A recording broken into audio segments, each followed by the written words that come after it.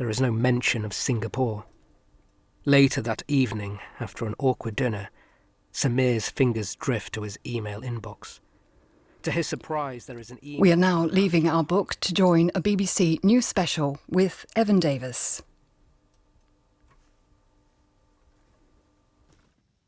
This is BBC News. We're interrupting our schedules for the following announcement. Buckingham Palace has announced the death of His Royal Highness the Duke of Edinburgh. A statement from Buckingham Palace said, "It is with deep sorrow that Her Majesty the Queen has announced the death of her beloved husband, His Royal Highness the Prince Philip, Duke of Edinburgh. His Royal Highness passed away peacefully this morning at Windsor Castle."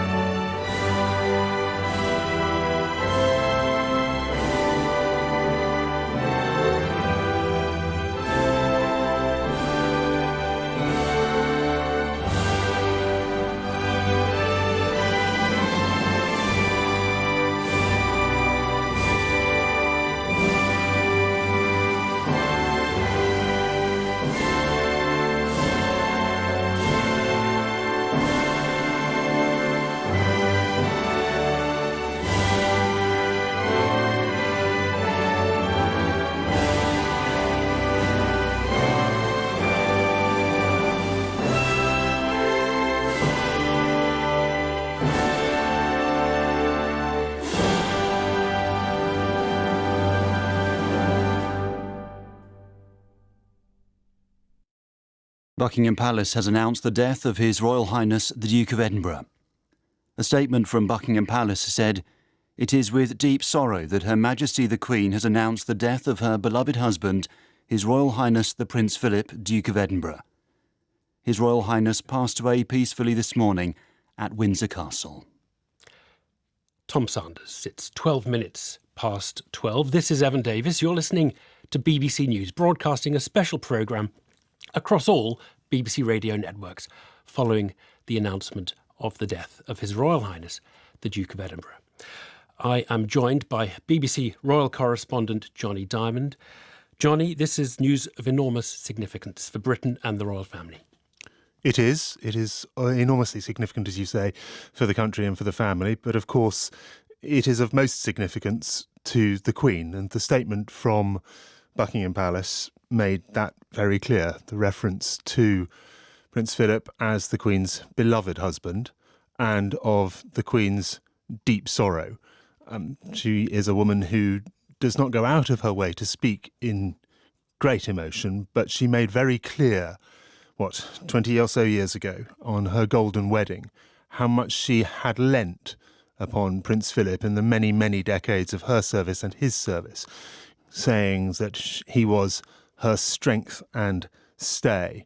And so many people's thoughts will be with the Queen now, and of course with the children and the grandchildren who will now presumably be making their way towards London as soon as they will be able to, and to Windsor.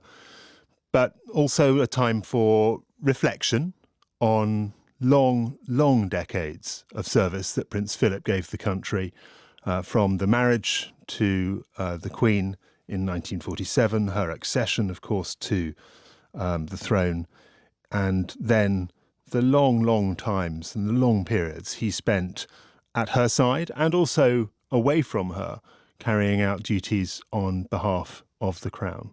So a sad day, obviously, for his family, but also for the nation that he served for so long.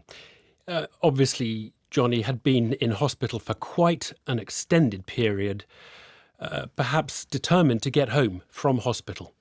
Certainly. He went into hospital in mid-February, and I think there was surprise as that period went on at how long he spent there. And it was clear that his health was not as it had once been. He spent a life of incredible vigour, incredible dynamism, marked only really, I suppose, in the last 10 or so years with visits to hospital He had a heart condition, which we understand was dealt with in hospital this time around. There were problems also with a bladder condition that he had for some years.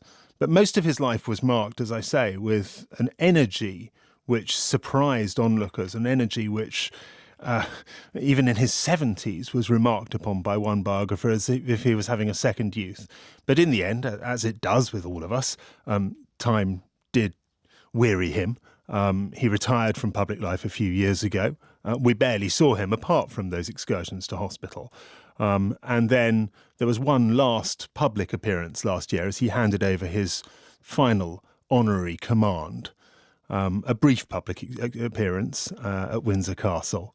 And then really the last we saw of him was as he was driven from hospital around mid-March this year. The hopes of many would have been, of course, that he would live for some time after that. But it seems that the illness did finally take him, and that aged 99, he has left us. Age 99. To think the first member of the royal family to travel in a helicopter, so much has happened over his long life. You're listening to BBC News. We are interrupting BBC schedules for the announcement of the death of His Royal Highness Prince Philip, the Duke of Edinburgh. I will just repeat the statement from the palace. It is with deep sorrow that Her Majesty the Queen announces the death of her beloved husband, His Royal Highness, the Prince Philip, Duke of Edinburgh. His Royal Highness passed away peacefully this morning at Windsor Castle. Further announcements will be made in due course.